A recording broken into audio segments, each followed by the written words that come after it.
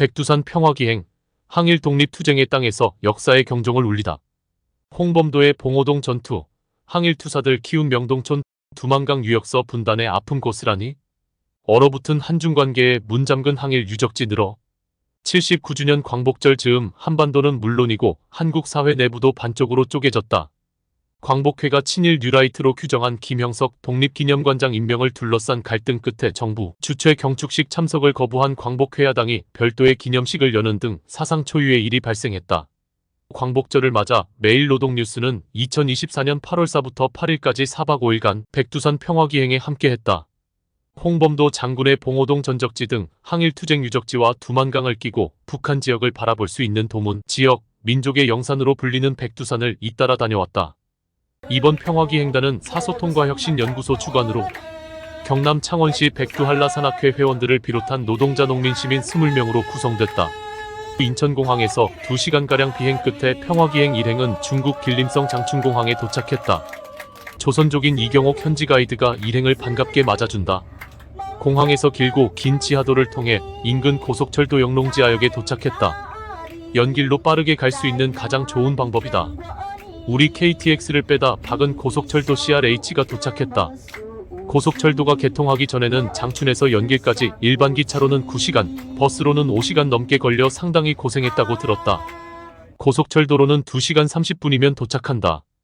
고속철도 안에서 바라본 바깥은 너른 평야가 펼쳐져 있다. 일행이 도착한 연길시는 길림성 연변 조선족 자치주 8개 행정구역 6개 시 2개 현의 주도다. 과거 고구려와 발해의 땅이다. 2021년 기준 연변 총인구는 202만 명 수준이다. 조선족이 72만 명으로 35% 정도를 차지한다. 조선족이 한족보다 적은 이유는 저출생 영향 속에 젊은이들이 한국이나 다른 대도시로 빠져나갔기 때문이다. 연변 월급여 수준이 한화 60만 70만 원 수준으로 높지 않다며 연변 조선족 중 절반은 한국이나 북경상해로 가고 남은 사람은 할머니와 아이, 공무원뿐이라고 한다. 연길서역에 도착하니 각종 간판이나 표지에서 한글이 보인다. 한자 뒤에 한글이 병기되는 방식이다. 과거에는 한글 뒤에 한자가 병기됐으나 2024년 3월 31일로 뒤바꿨다고 한다. 둘째 날인 8월 5일에는 항일투쟁 유적지를 집중적으로 돌아봤다. 이날 아침 일행은 연길 감옥 항일투쟁기념비를 첫 방문지로 찾았다. 1931년 만주사변을 일으킨 일제는 1천여 명에 달하는 항일투사를 연길 감옥에 가뒀다. 1935년 연길 감옥에서 파옥투쟁이 벌어져 2차례 실패한 끝에 극적으로 성공했다.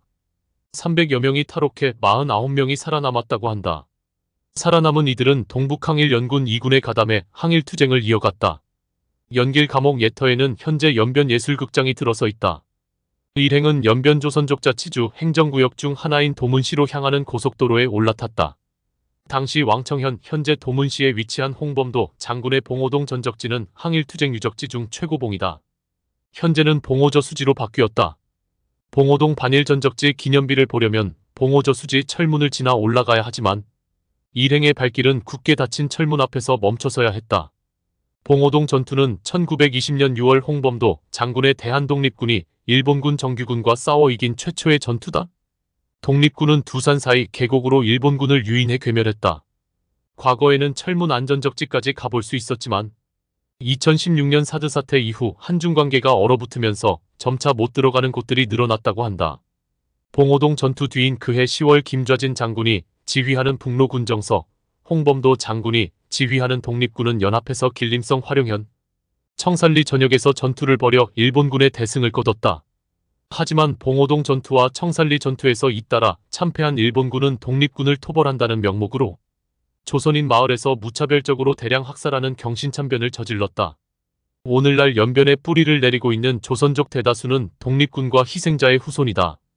이곳엔 항일 무장투쟁을 하고 죽어간 수많은 열사들이 있다며 중국 시인 하경진은 연변 땅을 돌아보고 산마다 진달래, 마을마다 열삽이라는 시구를 남겼다고 한다. 두만강에서 바라본 북녘 땅은 고요하기만 중국인 관광객은 유람선, 한국인엔 그림의 떡. 두만강 조중접 경지에서는 중국인 관광객들을 위한 유람선을 운영하지만 한국인은 그저 북녘 땅을 바라만 볼 뿐이다. 용정으로 떠나기 전 도문에서 들른 곳은 두만강 조중접 경지인 두만강 광장이다. 북한과 중국의 국경이다. 도문에서는 두만강 건너 북한 남양시가 한눈에 보인다. 두만강은 생각보다 폭이 좁았다. 두만강 건너 북쪽은 연이은 산과 건물들이 보였다. 사람들은 눈에 띄지 않았다. 강변을 따라 철조망이 설치돼 있다. 도문대교로 양쪽 국경을 넘나들 수 있는데 현재 중국인 관광객들에게도 길이 막혔다고 한다. 도문 쪽에서는 유람선이 운영되고 있었다. 유람선 선착장에는 중조변경이라고 한자로 크게 쓰여 있고 그 아래 두만강 관광부두라고 한자와 한글이 병용해 쓰여 있다. 또 선착장 옆에는 양국 국기 위에 각각 중국 도문과 조선 남양이라고 쓰인 관광객들이 사진을 찍을 수 있는 구조물도 설치해 놓았다. 중국인 안내원들은 한국인들이 선착장 근처에조차 가지 못하게 막아섰다. 분단의 아픔이 갑자기 훅 들어온다. 영화 놈놈놈 모티브된 15만원 탈취 사건. 항일투사 가두고 고문한 간도 일본 총영사관. 일행은 용정시로 향했다. 연변에서 조선족 비중이 많이 줄었지만 그래도 용정은 70% 수준을 유지하고 있다고 한다. 용정시 들어가는 입구에서 이경옥 가이드는 저기가 15만원 탈취 사건 기념비가 있는 곳이라고 가리켰다. 1920년 1월 북로군정서 소속 철혈광복단 단원 6명이 독립군 무기 구매를 위해 조선총독부가 조선은행 회령지점에서 용정 출장소로 운송하던 중국 길림성과 조선 함경북도 회령을 연결하려는 기뢰철도 부설자금 15만원을 탈취했다. 이 사건은 영화 좋은 놈, 나쁜 놈, 이상한 놈 2008년과 넷플릭스 시리즈 도적 칼의 소리 2023년의 모티브가 됐다. 용정에 도착한 일행은 옛 간도 일본 총영사관 답사를 시작했다. 건물에 들어서자마자 역사를 거울 삼아 경종을 울린다고 크게 쓰인 문구가 눈길을 사로잡는다. 는 보고 난 다음에 느낌은 너무나 처참하다는 것이고 우리가 학교 다니면서 사실 이런 역사 교육은 배우지 못했거든요. 그런데 직접 와서 보고 나니까 우리 위의 선조분들이 우리나라의 조국 광복을 위해서 이렇게 피땀 흘리시고 이렇게 수모를 당하셨다는 거죠. 가슴이 아프고 우리가 이걸 너무 몰랐다는 걸, 그동안 그분들의 노고를 몰랐다는 것을 조금 반성도 하게 되고 우리가 이 역사에 대한 것을 잊으면 안 된다. 그리고 명동학교가 배출한 걸출한 항일투사들. 윤동주 대한한국 국적 부여와 뒤틀린 한중관계. 드디어 명동촌이다. 명동학교 예터에 세워진 기념관을 찾았다. 기념관 안내문에서는 1860년부터 조선 이주민들이 이곳에 거주했으며 1899년 2월 조선 함경북도 회령 출신 김양연과 김학유, 종성 출신 문치정과 남유연 등 25가구 142명이 집단적으로 이주했다며 김양연을 비롯한 민족지사들은 현재 민중들과 함께 명동촌을 제2의 고향으로 건설했다고 소개했다. 명동학교는 1908년 이들이 세운 민족교육기관이다. 1908년부터 1925년 폐교할 때까지 1,200여 명의 졸업생을 배출했다. 윤동주, 나온규, 문익환도 명동학교에서 공부했다. 기념관은 313만 세운동 후 명동학교 교원과 학생들이 연변 각지로 이동해 반일투쟁의 골간이 됐다며 명동학교를 반일기지라고 소개했다. 명동학교가 배출한 걸출한 인물로는 15만원 탈취 사건 주인공인 최봉설, 연길감옥, 파옥투쟁을 지휘하다 살해당한 김훈, 시인이자 항일독립투사인 윤동주, 윤동주의 고종사촌인 문학가이자 항일독립투사인 송몽규를 꼽았다. 윤석열 정부 들어 2022년 7월 국가보훈처가 윤동주와 홍범도 등 무호적 독립유공자 156명의 가족관계 등록부 창설을 추진했다. 이들에게 대한민국 국적을 부여한 것이다. 이를 두고 중국은 반발했다. 1917년 12월 명동촌에서 태어나 1945년 2월 일본 후쿠오카 형무소에서 사망한 윤동주를 중국은 중국 국적인 조선족으로 여긴다. 이 때문에 그전까지 교실에서 인기 만점이었던 윤동주 마네킹은 퇴출돼 관람객들의 접근마저 제한되는 웃픈 현실이 발생한 것이다. 다시 한번 꼬일 대로 꼬인 한중관계를 보여준다. 간절한 기다림 끝에 만난 백두산 천지 통일을 전하다. 피 묻은 항일투쟁의 땅에서 그리는 한민족 평화와 미래. 기념관에서 조금 걸어가면 조그마한 기와집에 윤동주 생가가 나온다. 1994년 용정시인민정부가 새긴 안내 비문에서는 중국 조선족으로 유명한 시인 윤동주의 생가라고 시작한다. 윤동주는 1917년 12월 이곳 생가에서 태어나 1932년 4월 은진중학교로 진학하면서 그의 조부가 용정 시내로 이사했고 이 집은 매도됐다가 1981년 허물어졌다. 1993년 4월 용정시인민정부가 이곳을 관광지로 지정하고 1994년 8월 역사적 유물로 윤동주 생가를 복원했다. 시인이자 항일 독립투사 윤동주 생가를 찾아 이상설의 서전서숙, 지금은 표지성만 덩그러니 윤동주 생가로 드나드는 길목마다 윤동주의 주옥같은 시를 새긴 비문으로 가득하다. 시인이자 항일 독립투사로서 가졌던 시대적 고뇌가 고스란히 전해진다. 생가에서 나와 별도의 건물에 마련된 전시관. 윤동주 생애전에서는 윤동주 어린 시절과 시인이자 항일투사로서의 삶을 꼼꼼히 보여준다. 윤동주가 후쿠오카 형무소에서 해수용액 주사로 생체 실험을 당하고 있는 모습을 재현한 전시물도 눈에 띈다. 윤동주가 은진중학교 시절 친구인 문익환 목사와 함께 찍은 사진도 걸려있다. 용정시엔 윤동주 묘지도 있다고 한다. 윤동주 생가 관람을 모두 마친 일행은 인근 매점에서 대동강 맥주를 한 잔씩 마시고는 연변 조선족 자치주 안도현에 있는 이도백화진으로 향했다. 백두산 관물이다. 이도백화는 백두산 천지에서 발원한 물줄기 2개가 합류하는 곳이라는 의미란다. 이도백화진으로 가는 길에 이상설 선생이 1906년 세운 서전서숙 자리가 있던 현재의 용정실험소 학교 앞에 잠시 들렀다. 지역에 처음 세워진 민족학교였지만 이상설 선생이 헤이그 만국평화회에 참석차 떠나고 통감부 간도출 장소가 설치돼 일제의 감시와 방해가 심해지면서 1년 만에 폐교했다. 학교 안에는 이상설 정자와 서전서숙터임을 알리는 표지성만이 그 시대를 기억하고 있다. 밀당의 고수 간절한 기다림 끝 드러낸 천지. 북한 수해 피해와 비룡폭포 개방 연결된 운명. 백두산은 한반도에서 가장 높은 산이다. 봉우리는 총 16개로 최고봉인 병사봉이 해발 2744m다. 천지는 최대 수심 384m에 이르는 거대한 화산 분화구 칼데라다. 백두산은 북한 양강도 삼지연군과 중국 길림성 경계가 맞닿은 곳으로 호수의 54.5%가 북한령이고 나머지 45.5%가 중국령이다. 백두산에 오르는 루트는 모두 4개다. 중국 쪽에서 북파, 서파, 남파, 북한 쪽에서 삼지연으로 올라가는 동파가 있다. 파는 언덕을 뜻한다. 일행은 6일에는 북파를 통해 다음 날엔 서파를 통해 각각 백두산을 올랐다. 가장 먼저 개발된 북파에 이어 서파, 남파가 차례로 개발됐다. 연길과 백두산을 찾는 중국인 관광객이 늘어나면서 여름철 북파는 하루 입장객 25,000명, 서파는 5,000명을 수용한다고 한다. 입장권은 금세 동나 구하기가 쉽지 않다고 했다. 북파와 서파 모두 셔틀버스로 올라갈 수 있다.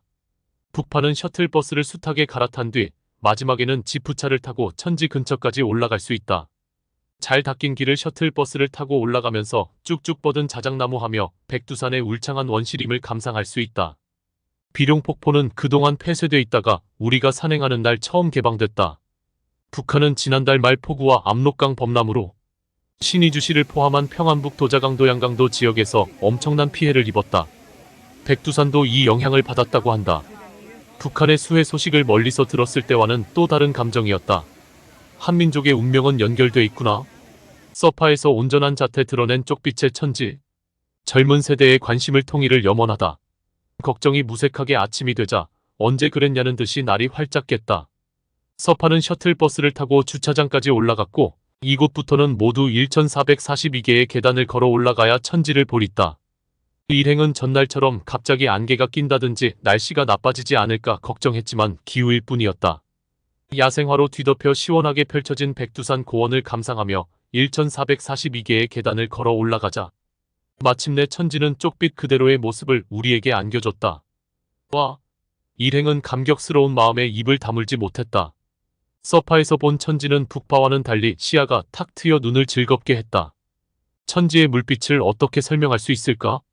하늘의 모습을 그대로 담아 구름이 있는 곳은 살짝 어둡고 구름이 없는 곳은 쪽빛이라고밖에 할 수 없다. 천지 주변을 감싸안은 봉우리 아래는 야생화로 뒤덮인 벌판이다. 모든 게 너무도 조화롭고 신비하다. 백두산 천지를 본다는 것은 3대가 덕을 쌓아야지 가능하다는 말이 있다고 한다. 서파에서 천지를 바라보면 맞은편이 북쪽 땅이다. 너무나 선명하게 보였지만 가 닿을 수 없는 곳이다. 이틀 전 두만강에서 북쪽 땅을 바라보며 들었던 안타까운 감정을 다시 느껴야만 했다. 언젠가 북쪽 동파를 통해 백두산을 오를 날이 올까?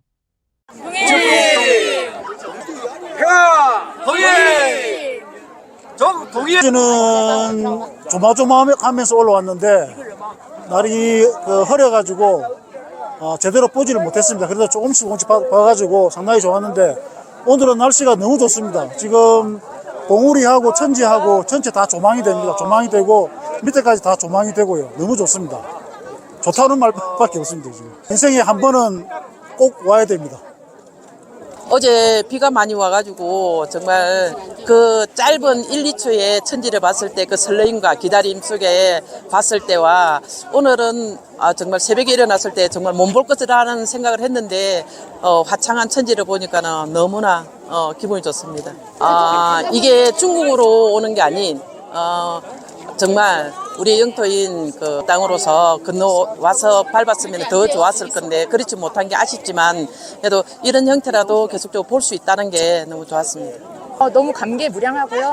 제가 이렇게 맑고 밝은 천지를 볼 수 있다는 것 자체에 대해서 굉장히 감사히 여기고 있습니다. 우리 엄마 먼저 생각했습니다. 저희 어머니 연세 있으신데 우리 어머니 여기 같이 왔으면 얼마나 좋았을까. 우리 어머니가 여기 같이 이 천지를 함께 보셨으면 얼마나 좋았을까. 이 생각부터 먼저 했습니다. 엄마, 여기 가마가 있더라고요. 그래서 엄마 모시고 꼭 한번 여기 백두산 천지에 오고 싶습니다. 기다리세요. 백두산에 와보니까 희망을 가질 수 있겠습니다. 그래서 꼭 백두산 오셔서 우리 통일 그리고 한반도의 평화와 통일에 대해서 그 희망을 놓지 않을 수 있을 것 같아요. 백두산이 우리를 기다려주고 있는 것 같습니다.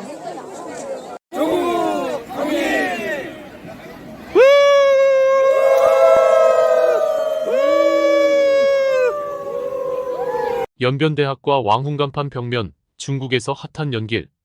한민족의 정체성을 잃지 않고 있는 조선족자 치주. 이날 저녁 연길로 돌아온 뒤 마지막 일정으로 연변대학을 찾았다. 1949년 동북조선인민대학으로 설립했다가 현재의 연변대학으로 교명을 변경했다. 조선족 학생이 다수를 차지한다. 중국 내에서 명문대에 속한다. 연변대학 교문 옆 부조물은 한복을 입은 학생들이 묘사돼 있다. 현재 연길은 중국 내에서도 상당히 핫스폿으로 손꼽히면서 중국인 관광객들이 하루 2만 명 넘게 찾는다고 한다. 연길에서도 특히 연변대학 맞은편 화려한 한글 간판 불빛이 가득한 상가 건물이 관광객들이 가장 많이 찾는 곳이라고 한다. 이른바 왕훈간판 벽면이라고 불린다. 왕훈은 인기 인플루언서를 뜻하는 중국어다. 한글 네온 사인이 반짝이는 이곳에서 사진을 찍어 SNS에 올리는 것이 유행이라고 한다. 한류의 영향이 아닐 수 없다.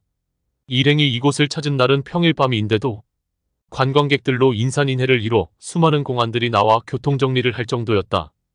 연길과 연변이 여기까지 오는 데에는 추덕해라는 인물을 빼고 말할 수 없다. 추덕해는 1952년 연변 조선족자 치구를 앞장서 요구해 관철한 장본인이다. 1955년 자치주로 전환했다. 초대 구장주장을 맡았다. 연변대학 초대 총장도 역임했다. 그는 연변에 사는 조선족의 정치적 권리 보장과 먹고 사는 문제 해결에 앞장섰다고 한다. 대표적인 것이 사과배다. 민둥산에서 과수농사를 할 수 없다며 용정서산 언덕에서 시험삼아 사과와 배를 접목한 사과배를 심었고 연변을 상징하는 명물이 됐다. 조선족들의 추덕해에 대한 존경심은 대단히 커 보였다. 연변은 한민족의 자랑스럽고도 고통스러운 역사를 고스란히 안고 있다. 우리 민족의 시원인 고조선에서 시작해 고구려, 발해의 땅이었자 일제에 맞서 피로 새긴 항일 독립투쟁의 땅이다. 일본군의 잔혹한 학살에도 굳건히 지켜낸 땅이며 지금은 당당히 조선족자 치주를 형성해 민족의 정체성을 잃지 않는 땅이다. 그 모든 것을 백두산은 넉넉한 품으로 안아준다. 미스터 선샤인이 경고하는 오늘의 대한민국. 평화기행이 통일담론 대중화에 기여했으면 최악의 남북 한중관계 속에서 이뤄진 이번 평화기행은 어떤 의미가 있을까? 오봉석 여행너머 협동조합 대표는 언제부터인가 진보진영 안에서도 통일담론이 실종됐다며 이번 기행이 통일담론의 대중화와 여론지형 변화에 도움이 되길 바란다고 밝혔다. 이번 평화기행을 주관한 사소통과 혁신연구소 정성애 소장은 윤석열 정권이 헌법을 부정하고 반역사적 인사정책을 하는 지금의 상황에서 평화기행은 항일선열의 투철한 자주정신을 되새기고 한반도와 동북아 평화와 번영을 앞당기는 전망을 제시할 수 있을 것이라고 말했다. 사실은 우리 입장에서 보면 중국이 되게 큰 시장이잖아요. 대체할 수 없는 자본주의 사회, 우리가 자본주의 사회에 살고 있으니까. 근데 지금 윤석열 정부 이후에 그 대중국 적대 관계가 결국 우리 경제를 좀 먹는 거거든요. 제가 이제 농사 짓는 농민인데 중국으로 농산물이 수출이 예전보다 훨씬 떨어졌어요. 그래서 이런 시장을 우리가 하나라도 더 개척해야 될 판인데 영업사원 1호라는 윤석열 대통령이 집권하고 난 이후에 정말 중국 관계를 파탄시키는 거 아니냐. 그리고 그 대중관계가 우리 한반도에 미치는 영향이 너무 크잖아요. 물론 미국과의 관계도 대단히 중요하긴 하지만 우리는 그 중간에 끼인 나라로서 뭐 일치적으로 치우치는 것 같아서 아쉽고 정말 그 대중관계를 잘해야만이 우리가 살 수 있다.